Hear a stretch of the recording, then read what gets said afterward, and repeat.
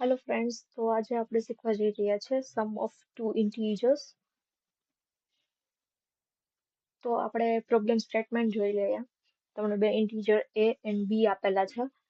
હવે એડિશન અને સબસ્ટ્રેક્શન એટલે કે પ્લસ અને માઇનસ ઓપરેટરનો ઉપયોગ નથી કરવાનો અને તમારે આ બંનેનો સરવાળો કરીને રિટર્ન કરવાનું છે. Let suppose a equal to 1 અને b ઇક્વલ ટુ 2 છે, તો એનો આન્સર શું થશે? તો કે 3. તો એ આપણે અહીંયા રિટર્ન કરવાનું છે. તો કેવી રીતે કરી શકીએ? અહીંયા આપણે પ્લસ અને માઇનસ ઓપરેટરનો ઉપયોગ નથી કરવાનો, પણ બીજા ઓપરેટરનો તમે ઉપયોગ કરી શકો છો. ઓકે, તો આનો એક અપ્રોચ છે એ છે બીટ મેનિપ્યુલેશન. અહીંયા બે ઓપરેશન કરવાના છે. એક તો આપણે XOR ઓપરેશન કરશું. એ શેના માટે કરશું?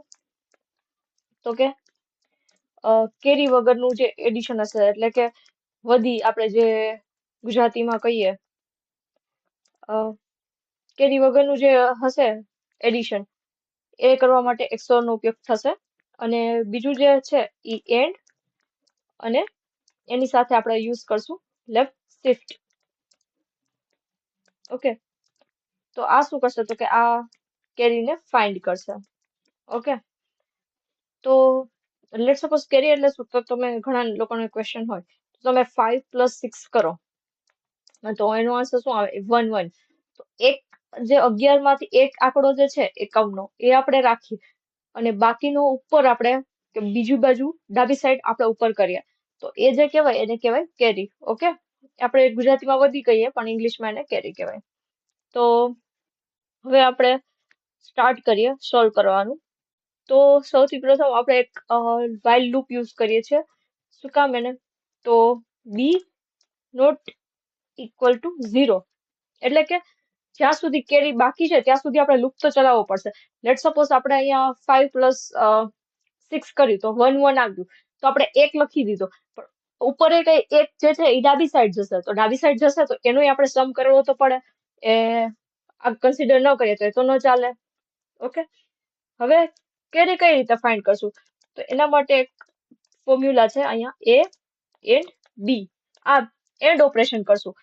એન્ડ ઓપરેટર બંને જગ્યાએ એક એક હોય ત્યારે જ એક આપે, તો એનો મતલબ કે અહીંયા કેરી જે છે આપણે કરશું એ બી તો એક જ હશે. ઓકે, તો એને જ કહેવાય કેરી. ઓકે, એટલે આપણે એનું એન્ડ નો ઉપયોગ કર્યો છે. તમે જોયું હશે કે એન્ડ ઓપરેટર જો તો આમાં 0 0 0 0 1 0 થઈ જાય, 1 0 પણ 0 થઈ જાય, પણ 1 1 1 થાય.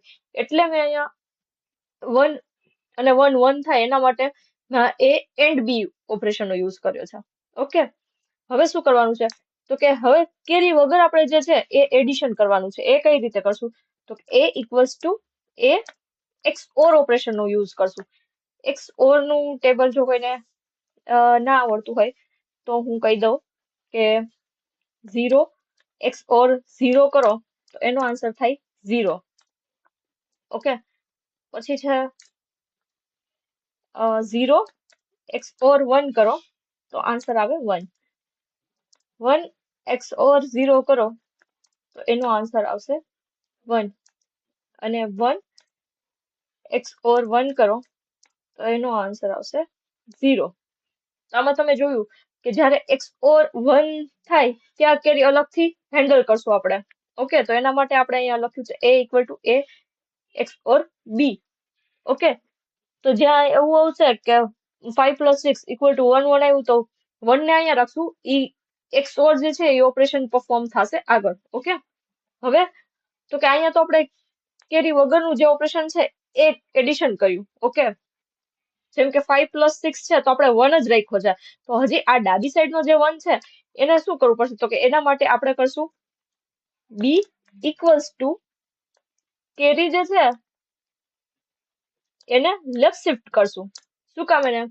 તો કે હંમેશા જ્યારે એડિશન કોઈ બી થતો હોય તો આપણે 1 અહીંયા રાખી અને બાકીનો જે 1 છે એને આપણે લેફ્ટ સાઈડ મોકલતા હોઈએ, ઉપરની સાઈડ. ઓકે, એટલા માટે આપણે અહીંયા આ રીતે લખીશું અને હવે રિટર્ન કરી દઈશું એ. તો આ આપણો કોડ થઈ ગયો. હવે આ હું તમને હવે આની ટાઈમ કોમ્પ્લેક્સિટીની વાત કરી લઈએ. તો એ છે big of 1, કેમ કે ઇન્ટીજર 32 બિટ્સ હોય એટલે મેક્સિમમ 32 ઓપરેશન જ થાય. એટલા માટે. અને સ્પેસ કોમ્પ્લેક્સિટી જે છે એ પણ big of 1 છે. ઓકે, હવે આ સમજાવી દઉં કે કઈ રીતે આવ્યો. તો કે આ જે ગેટ સમ જે છે એ બે ઇન્ટીજર લે અને એમનો જે સમ છે એ રિટર્ન કરે. ઓકે, while લૂપ જે છે એ જ્યાં સુધી કેરી બાકી હોય ત્યાં સુધી એ લૂપ ચાલશે. હવે કેરી શોધવા માટે આ લીધું છે, integer carry equal to a and b.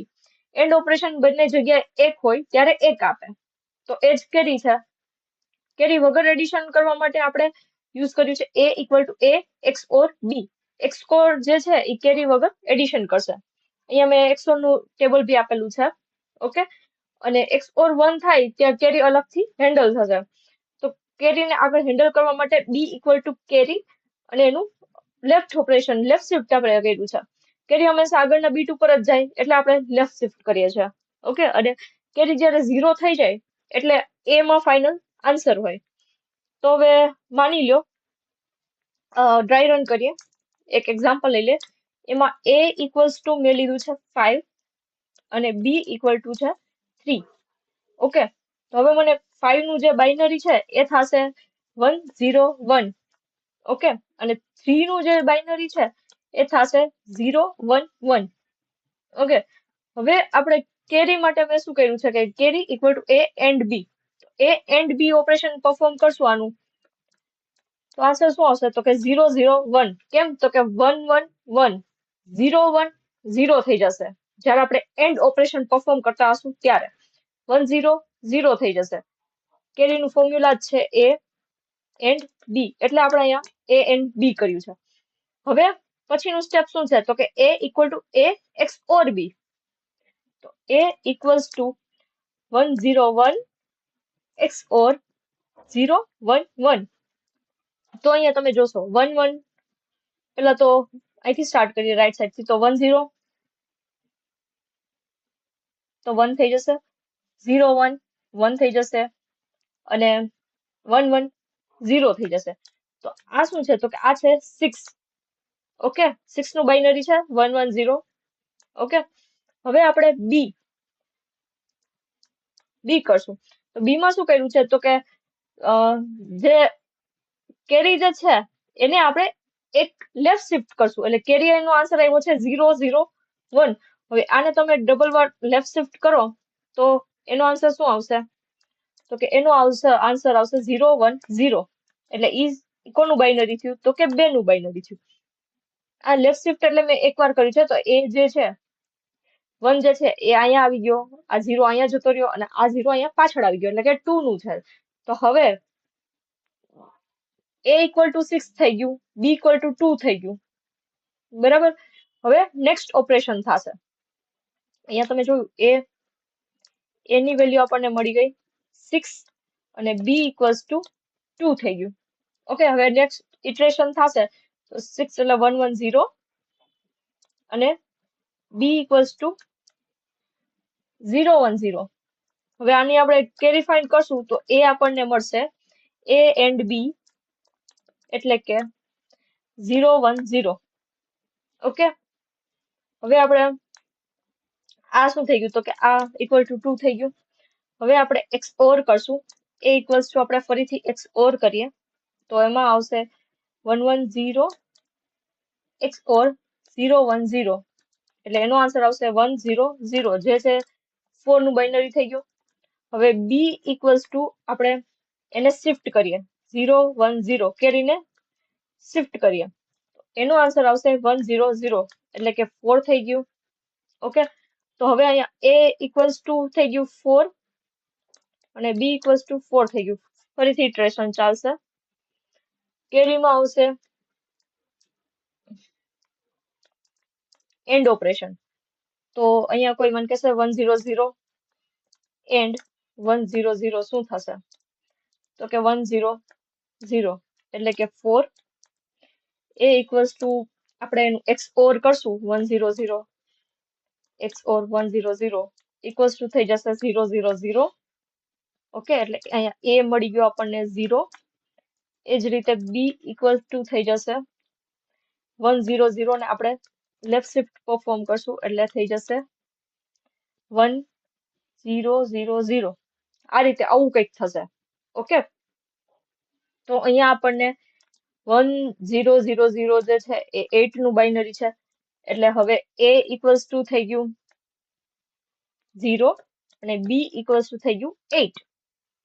Okay, તો ઇટરેશન 4 જે છે એ સ્ટાર્ટ થશે, જેમાં બાઇનરી જે છે કેરી આપણે શોધશું તો 0 0 0 એન્ડ 1 0 0 0 ઇક્વલ્સ ટુ થઈ જશે 4 વાર 0.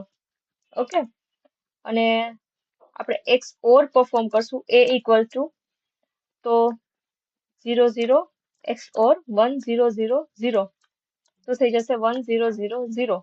એટલે આ થઈ ગયું 8 અને b ઇક્વલ્સ ટુ જે છે એ થઈ ગયું 0. ઓકે, કેરીને આપણે ગમે શિફ્ટ કરીએ, અહીંયા 0 0 0 જ છે એટલે 0 થઈ ગયું. ઓકે, તો લૂપ હવે બંધ થઈ જશે અને ફાઇનલ આન્સર આપણને મળી જશે 8. શું કામ એને લૂપ બંધ થઈ જશે? કેમ કે b ઇક્વલ ટુ 0 થઈ ગયું છે. આપણે પહેલા જ કન્ડિશન ચેક કરી હતી કે while b not equal to 0 હોય ત્યાં સુધી જ આપણે આ કરવાનું છે. જ્યારે b 0 થઈ જાય એટલે કે આપણે જે રિટર્ન જે a જે છે એ કરી દેવાનું છે.